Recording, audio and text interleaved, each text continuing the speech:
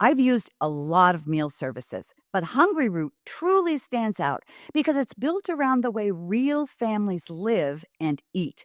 They don't just send meal kits. They personalize your grocery cart and meal plan based on your preferences and dietary goals.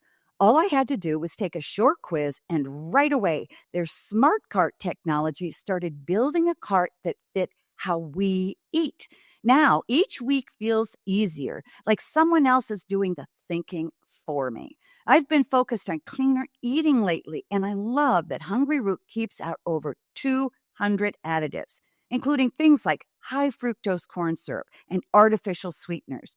Their meats are hormone and antibiotic free, and the produce options include organic and non-GMO picks. They also stock brands I already trust, like Oatly, Vital Farms, and Harmless Harvest. One of our favorite meals has been the teriyaki salmon with green beans, light, flavorful, and done in 12 minutes flat. Plus, I've noticed we waste less food, spend less time shopping, and even save money by skipping those impulse grocery buys. Take advantage of this exclusive offer. For a limited time, get 40% off your first box, plus get a free item in every box for life. Go to hungryroot.com/Dr. Meg and use code Dr. Meg. That's hungryroot.com/Dr. Meg. Code Dr. Meg to get 40% off your first box and a free item of your choice for life. hungryroot.com/Dr. Meg. Code Dr. Meg. This is Parenting Great Kids with Dr. Meg Meeker. Raising teens is not easy. Between mood swings and moments of defiance, it can feel like a constant tug of war, trying to set boundaries without losing their trust. If you've ever felt at a loss for what to do, you are not alone. And that's where today's guest comes in. I'm really excited to talk to him. Sean Donohue is a parenting coach you've likely seen on TikTok or other social media, where he shares real, cool, practical advice for navigating these tricky years. Sean, I am so happy you're out there doing what you're doing. It's so necessary. And thanks for coming on Parenting Great Kids. Oh, Meg, the pleasure is mine. I mean, I read your book, Strong Fathers, Strong Daughters, when I first became a dad. My oldest is almost 20, so we're looking at 18 years ago, and I can't wait to talk to you about my experience with that book and with you. And the pleasure is mine. You're actually you're part of my story of how where I was, and now here I am able to speak to parents from all around the world. And it was like a dream I had 18 years ago. And now here we are. I'm on your fancy podcast. And this is it's like a trip. It's like a full circle moment. So humbled to hear that, because I really wrote the book from my heart, sort of in a testimony to my dad and to my husband, who is a great dad. He still is. Our kids are grown.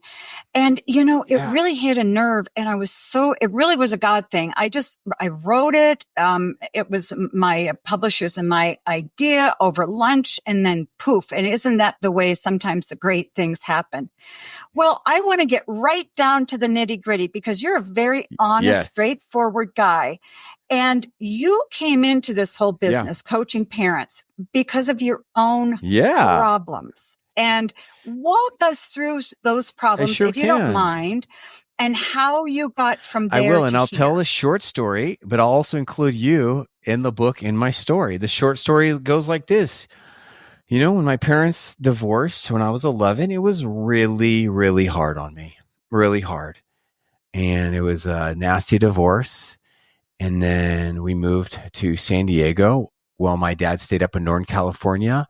And I just was very disconnected from my own dad. And then I became a salty, angry teenager. I was acting out. And I started having issues with my mom. And I didn't like her parenting. And she didn't really, she's an artist and a wonderful person and so gifted. But we clashed. And I was just a really disconnected teenager. And if you'd asked me, Sean, what are you going to do with your life? What are you going to do when you're all grown up? I would have said, you know what? I don't know, and I don't really care. But I know I want to have a family. want to be a dad. And I did because I just had that inside of me. I just wanted to be a dad, but I also just wanted to have like the loving family. And I wanted to experience that Christmas morning, hugs and kisses, the snuggles and the harmony and the health and the beauty and the order. And I just wanted something that I don't think I didn't have, Meg.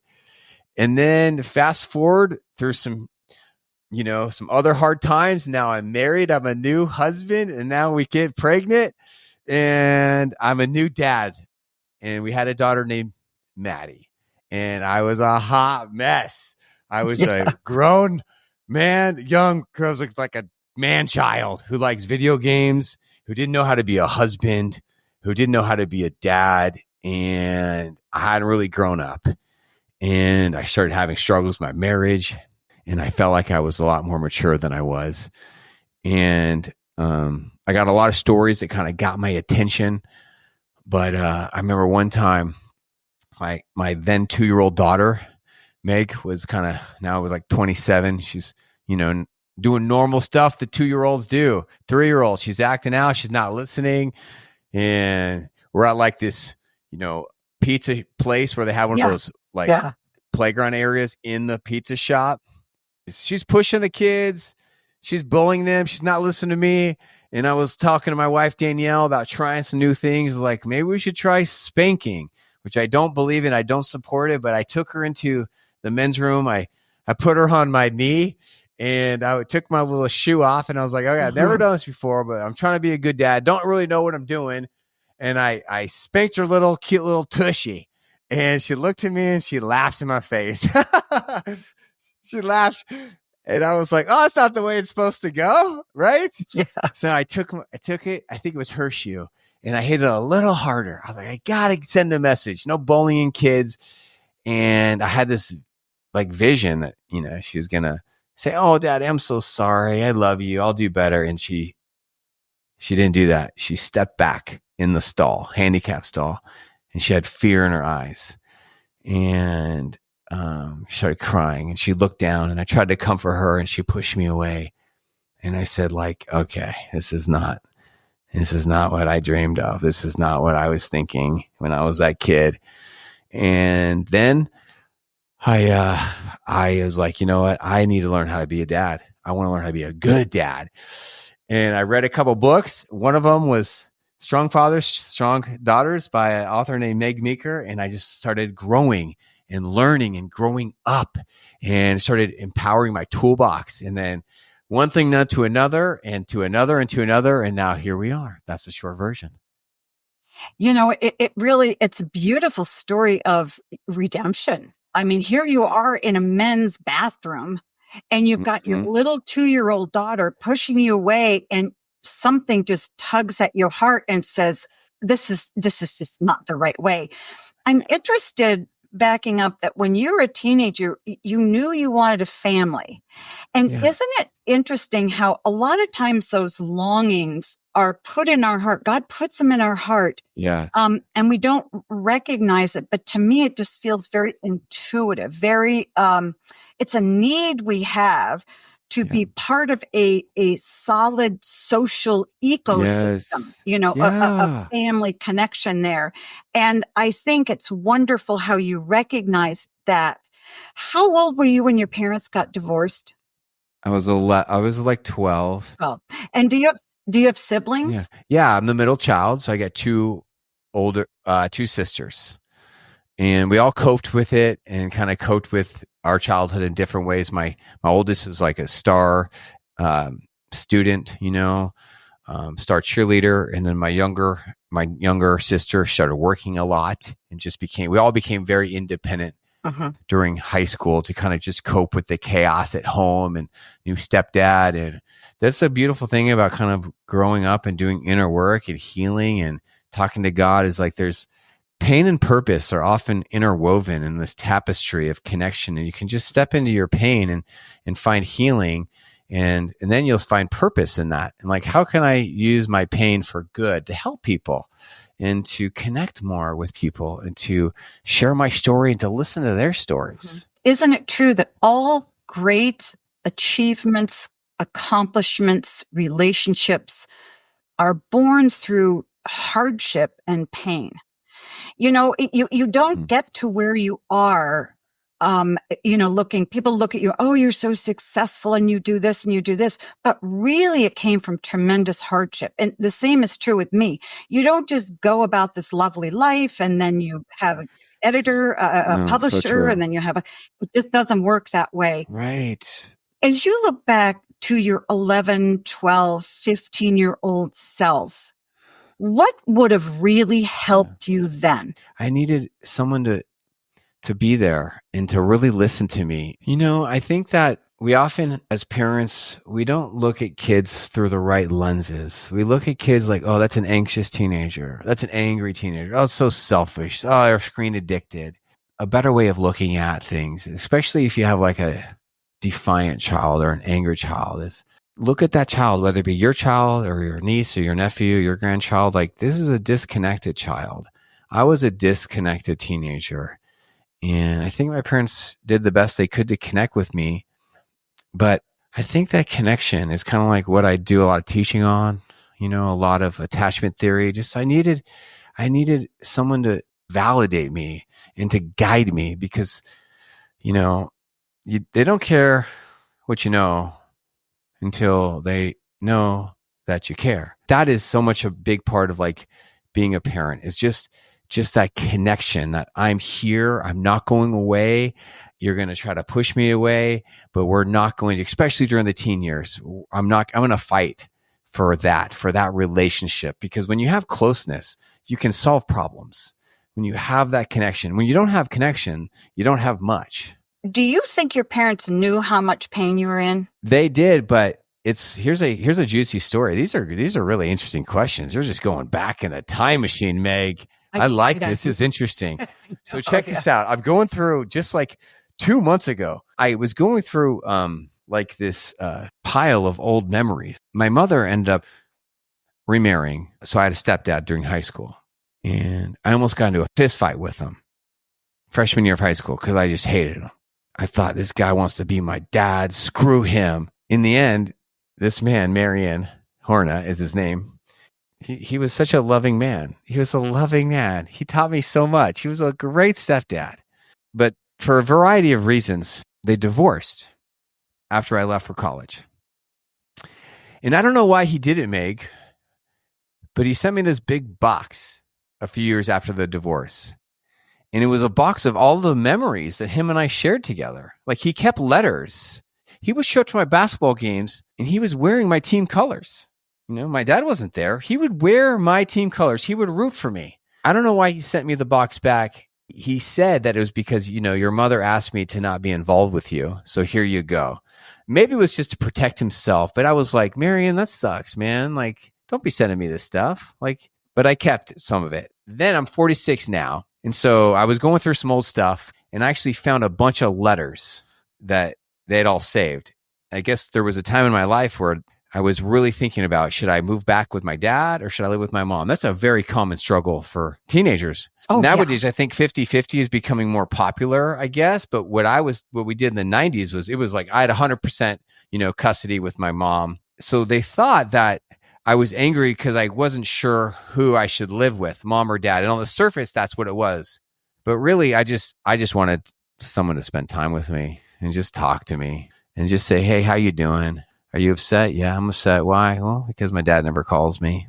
He doesn't come to any basketball games, and I'm having a hard time transitioning with this new stepdad, and I miss my dad. And divorce is just so hard on everyone. It can be hard on dads too, I'm guessing. Oh, yeah. Especially imagine being a dad and all of a sudden your 2 of your 3 children choose to live with their mother and they move 500 miles away to San Diego while you left in the Northern California.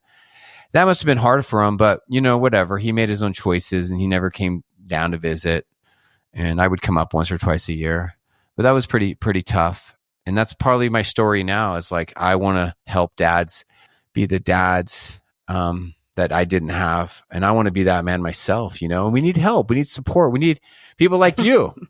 I am very pro dad. I am a real champion of dads for a lot of reasons, because I've just watched a lot of dads and I've seen that a lot of dads don't get enough help.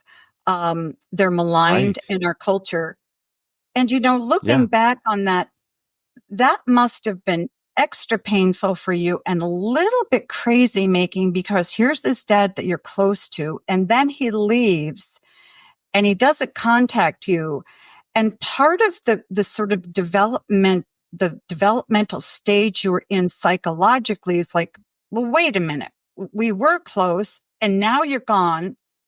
Was that all a lie? I mean, what's the deal here? Exactly. It's Yeah. very confusing. And then Marion comes along and it sounds like he was really trying to love you and connect with you and care about Yeah. you. And you're He like, was. back Yeah. off, buddy.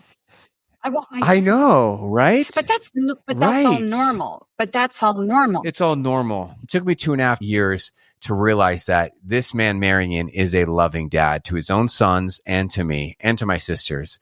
Parenting can be so confusing nowadays. We got to talk about screen addiction. We got to talk about grades, school refusal, fentanyl, pot, Snapchat. We've got to deal with so much stuff. You got to talk about the birds and the bees and the bees and the birds. And this is why, like, one of the things that I think helps me to be the parent I want to be and coach people in all the confusion, realize like love is the answer. Just being loving. And love is a choice. It's actually really hard to be loving, especially when you got a lot of toddlers that are driving you nuts, or you got teenagers that aren't loving towards you. It can be hard to be loving when you don't feel loved, when you don't feel respected. But that is the answer. And all these other parenting tools that I teach about, because I could just nerd out for you and tell you 100 tools that I teach and role play them out and all these videos that I make. But that is where like everything that we should be doing, everything you hear, everything you read is actually helping us to be more loving as parents. I think that's great advice. I think that's the answer. I think you're absolutely right. And, one of the things that I always say is great parenting's simple, but it's hard. Yes, Just it's so hard. But focus on the basics. And I mean the basics, the fundamental need of kids. And what I love about what I do, I know kids, and I've heard thousands of kids talk about their parents and what they want. And what they want from their parents is so much simpler than what parents are trying to do. What kids want is your attention. Put your stupid cell phone down. Close your laptop. Look at your kid in the eyes. They want affection. Yes. The best way to boost a girl's self-esteem is to touch her and hug her. Yes. But then that kid turns 12 and goes, "Get away from me, Dad." Yes. And dads go, okay, I'll go away, because they haven't been told, and so just the big stuff. And there's basically 4 big things you need to get right. And then you can talk about drugs, and then you can talk about sex. But sometimes we get so caught up in, because those things are very, very important. And a lot of times that's why parents come to people like you and me, like, what do I say? And what do I do? And I always try to back up a little bit. So you go through, your dad is left, you're not in contact. Now the guy who perhaps you feel really loves you is leaving, and now he's gone. Did he want to stay in contact with you, or did your mother sort of say, no, you're out? It doesn't really matter, because he didn't stay in contact, right? Because he didn't. He didn't. As parents, we want to be like our child's person. You're my person. And what does it mean to be your child's person? The one person or two in the whole world who they can come to be imperfect, to be scared, to want to cuddle, to want to process, to want to get validation, to want to I'm there for you through thick and thin, and I'm going to give you my everything. Like, the whole world is going to eat you up and be harsh. But for me, I'm here. I want to be your mentor, your wise sage, your soft pillow. I want to be the one you can come to. I want to be your person. And my story, when I realized like that he had left, I was like, wow, like he was becoming my person. And now like here I am. I feel like I'm all alone, and I got to figure this out in the real world. And I do have parents that are alive, and I love them, and they're doing their best to be my person. But that is like who I think we want to be. Is we want to be our child's person. And it's not easy, because what you just mentioned, you alluded to a few minutes ago, is, parenting is the most emotional thing that most of us will ever do. It's more emotional than so many things, because our kids have a way of drawing out our fears and our own childhood stuff that hasn't been healed, and we have such good desires for them and dreams for them.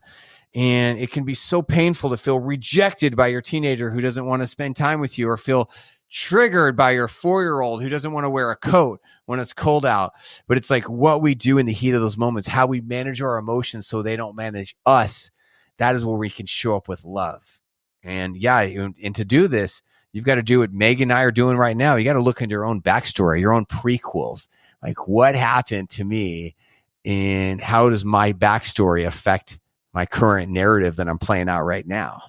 It's interesting because I talk about the exact same thing with parents. I call it their preload, because every parent reproduces or continues a cycle that they learned as a child. And unless you recognize what you're doing and where it came from, it's not going to change. You did an interesting series called Why Your Kids Don't Like You. And I want you to talk about that a little bit, because parents, and myself included, but I didn't have this much trouble when my kids were little, but every parent wants their kids to like them, to think they're wonderful. And if our kids are sneaky or they want to run away or they say, I hate you, we take it terribly personal and we feel like a failure. So what is the number one reason that you see in your coaching that creates that distance between parents and their teenagers?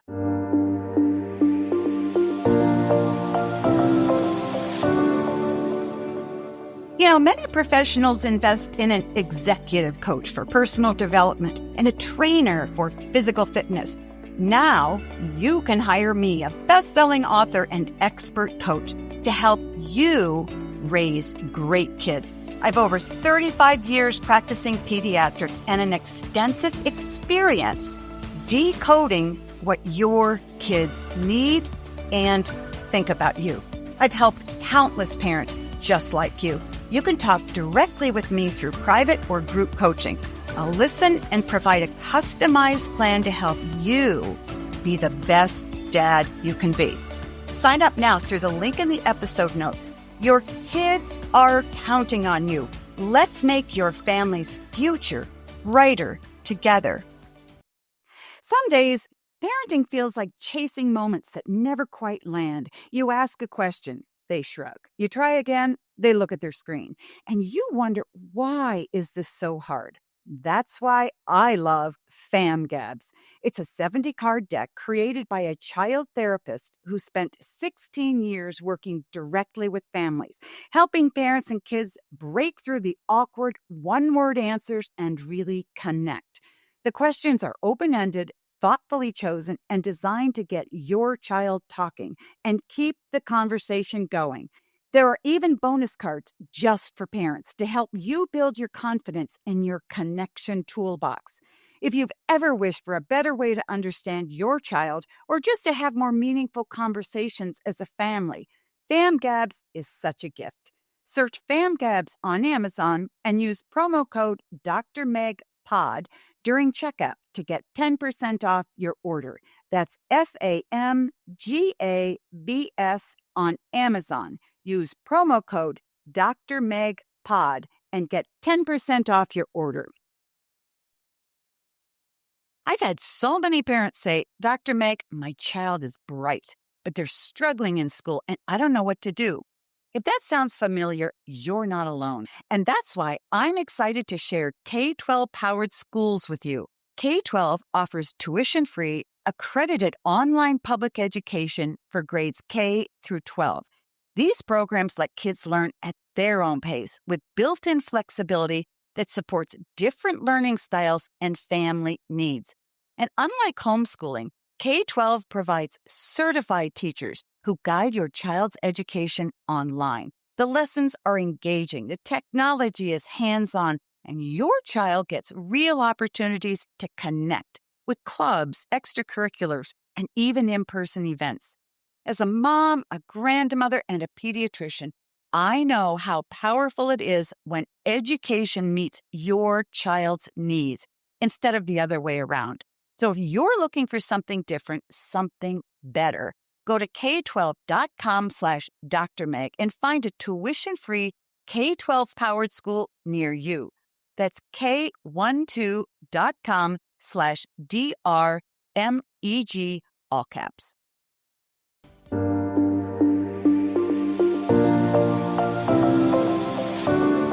What is the number one reason that you see in your coaching that creates that distance between parents and their teenagers? Number one reason why there's distance between parents and teenagers. Well, I've got two teens right now. I've got 19, 14, and 8. So I can tell you that from a personal and a professional point of view. The biggest mistake that parents make of parenting teenagers, they make it about you. It's like your ego, your dream. And in that we can become either, very aggressive or authoritarian, or we can become very worried or very anxious. Or, you can just say it's just too emotional being close to a teenager. It's too painful. So I'm just stepping back. Kids will be kids. I'm going to avoid them. I'm going to drink. I'm going to be a workaholic. So there's a lot of ways to answer this, but I think I'll do this. I'll say it this way, Meg.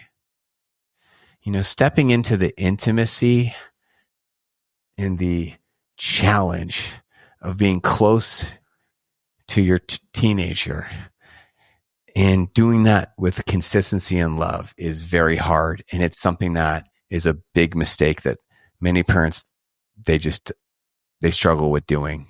It's just too hard for me to be close and connected to my teenager. I'm going to step back. I think one of the keys to thriving in the teen years is by memorizing this phrase to yourself, right?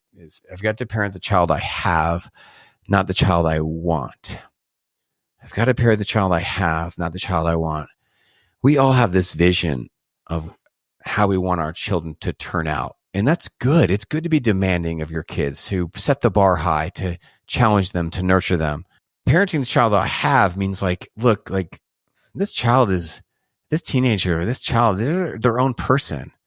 And I've got to go with the flow here and realize it's not about me. I want to be their coach and come alongside them and not make it about me. I want to go through these stages of parenting and evolve my role in their life. So especially when I have a young adult in my house, right? They want to talk to me. They want to be close with me. They like talking to me. Oh, absolutely. You're right on. When parents feel like it's just too hard, my teenager doesn't like me, they don't want to connect. What is so frightening for parents about stepping into that intimacy with their teenager? Because I think that's an important question to answer, because you can't wait for your teenager to come towards you. The onus is on your shoulders as a mom and a dad to walk towards your teenager. But a lot of us don't because we're afraid. What are we afraid of? Just like every child, they want to feel wanted, right? That makes sense. They want to feel seen and wanted.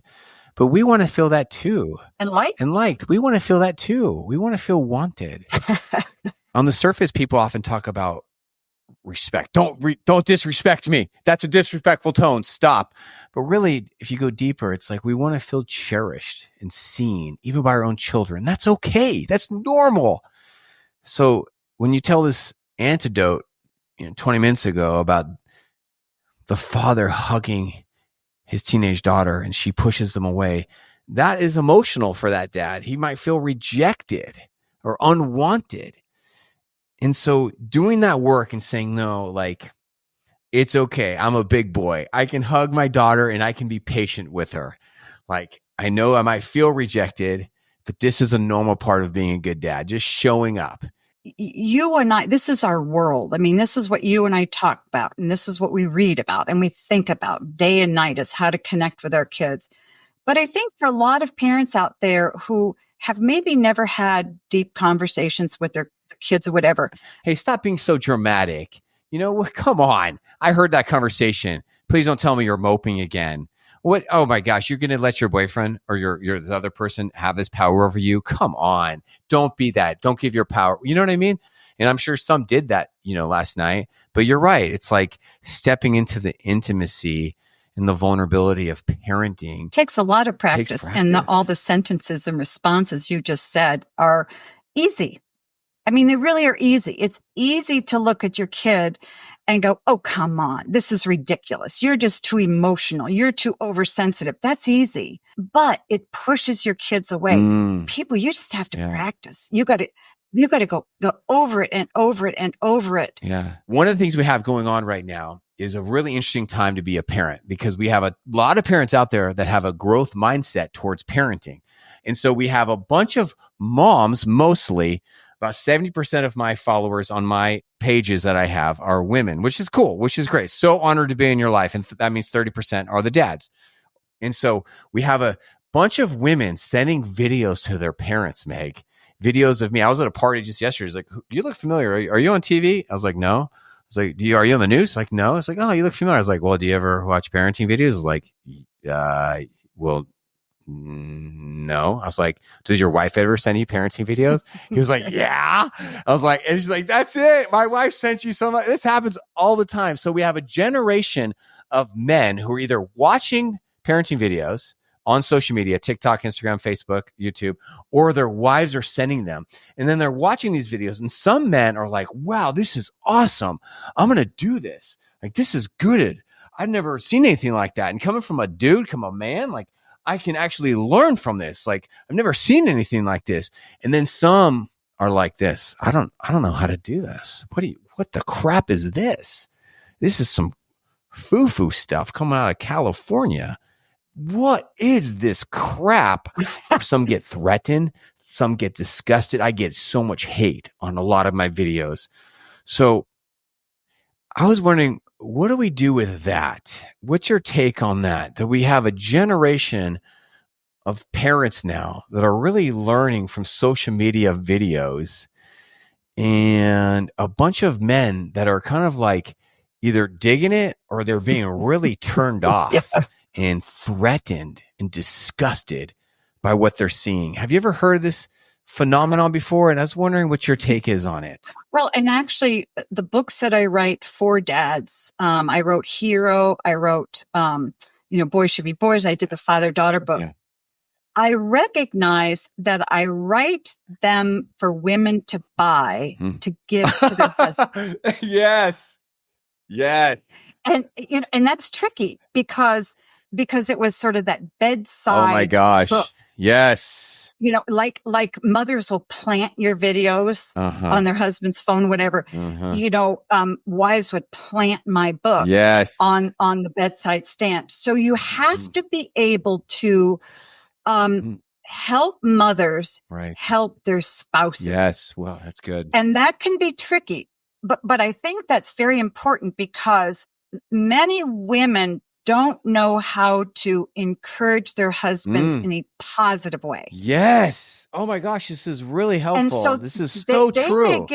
They may give him the video and go like, look, this guy knows what he's talking about. What's wrong with you? Listen to it. Right. Well, he's not going to listen to it. And I think that when men look at it and send you hate mail, because I get hate mail too. I'm like, what pediatrician gets hate mail? I mean, really? Where's the nice guy? That's so true. Everybody loves pediatricians. Come on. Yeah. I mean, yeah. Right. And so I think that when you get a lot of pushback and hate mail, you're hitting a nerve. Yeah.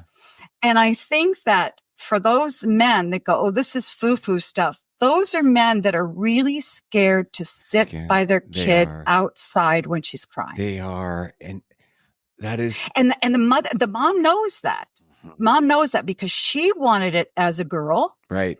And she wants it from her husband to do to her daughter because maybe she never got it.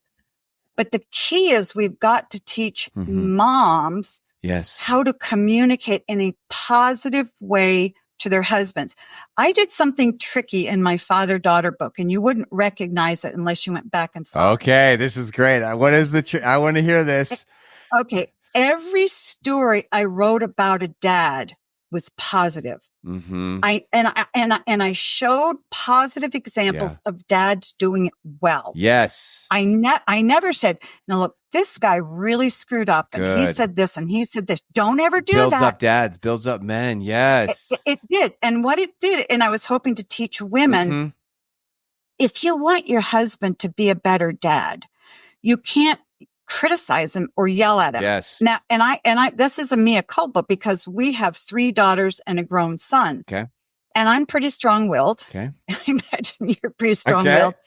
And what we do is sort of get really bossy. Uh-huh. And I remember there are many times my husband would be talking to our girls and I'd be in the other room Mm-hmm. and I'd be shaking my head going, no, that is not the way you talk to girls.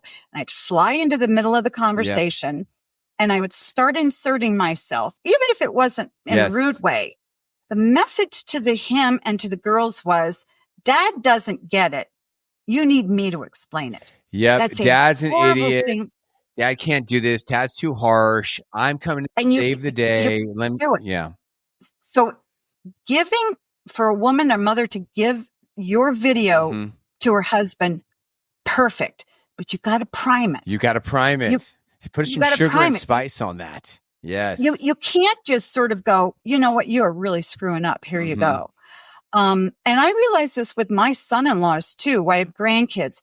I have to be very, very careful because they're very sensitive. They really want to be great dads, and they are great dads. But if I see a mistake, which I do because this is my world, this is my job. Yeah. I have to be very careful to point it out in a positive way. So true. Start by saying, you're such a great dad. You're such a great dad. And so I think that's really the kicker. I think that's really the solution is that keep on sending the videos, keep on reading the books, but you've got to have the timing right and you've got to prime the pump. Let me say the same thing in a different way because I love what you said. All right. I was that dad that you're talking about. I was that dad who was young and dumb and didn't know what to do and wanted to make better choices. And I learned everything. I would say, I think it's fair to say maybe 100%. Let's just say 95% of what I've learned about parenting, I've learned from women. I read a few books earlier on and it just started my reading adventure and they were all from women. Yours was one of them.